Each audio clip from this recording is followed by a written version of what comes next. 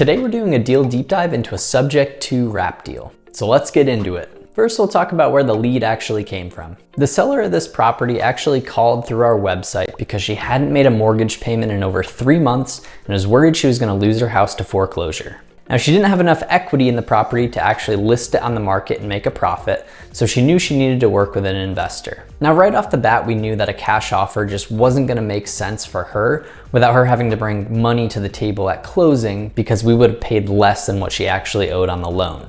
Now, because of that, creative financing was clearly the best option. Because the property was renovated in 2021, we knew that we would really only have to clean it out and do some minor updates to the property to either get it rent ready or ready for sale again. Now, because of that, we could underwrite a pretty small entry fee for ourselves or the future wrap buyer, because all we had to do was catch up a couple months of behind payments and then the minimal renovations that we'd need to do to the property. Now, the term sub 2 gets thrown around a lot, but what does that actually mean? Subject to means you're taking over the existing financing and it's staying in the seller's name, so you as the buyer don't actually have to qualify for the new loan.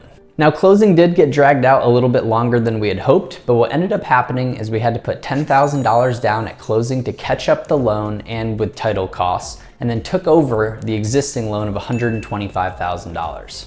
Now, really what we're taking over is a $125,000 loan on a 30-year amortization schedule at a 3.75% interest rate, which means our principal, interest, taxes, and insurance are only $850 a month, when the market rate today is 7%, meaning this payment would be much higher.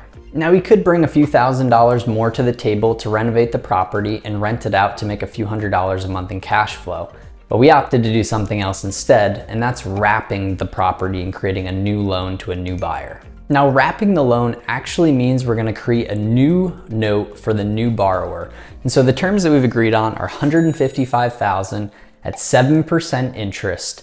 And then we're actually gonna take $20,000 down, which allows us to completely kind of reimburse the $10,000 that we put into the property, plus make $10,000 in profit on the front end when we actually execute the sale to that buyer. And then we still get to make a monthly cash flow, which is truly passive, on the difference between the interest rate that we're now charging on this higher note and the note that we took over at $125,000, 3.75%. So we're able to make a few $100s a month in true net profit and have no liabilities in the property. Now, with interest rates being over 7% for a 30-year fixed loan today, it's still a great deal for our buyer. Now, one of the big questions people ask on deals like this is, where do you find your wrap buyer? Now, the wrap buyer in this specific deal is actually a local contractor that owns his own business, and so he can't show a lot of income to get a loan through the bank, but he still has a sizable down payment and a consistent job where he can afford the mortgage on this property. If you're looking to market to buyers like this, posting in local Facebook groups, Craigslist can be great areas to actually find and connect with people like this. Now, when you're dealing with sellers, sub 2 should not be your first option. This is more of a last resort because there is an inherent risk of having your name stay with the loan of a property once you sell it.